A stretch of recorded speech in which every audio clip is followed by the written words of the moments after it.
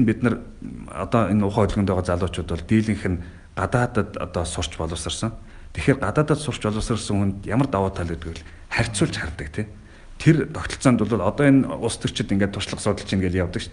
7 хоног очиод зочдуудад арх уужгаад ирэхэд бол тэр хүн бол тэр тогтолцоо яаж ажилдаг, ямар зохицуулттай, яагаад энэ ингээд улс орон чинь хөгжөө сайхан байгаад гэдгийг харж мэдрэхгүй. Тэнд сургуульд сураад хоолыг нэдээд хуулийн дагаад тий тэгээд явсан хүмүүс бол энэ тогтолцоо чинь энэ хөгжилтэй улсуудын тогтолцоо чинь яаж ажилддаг юм бэ?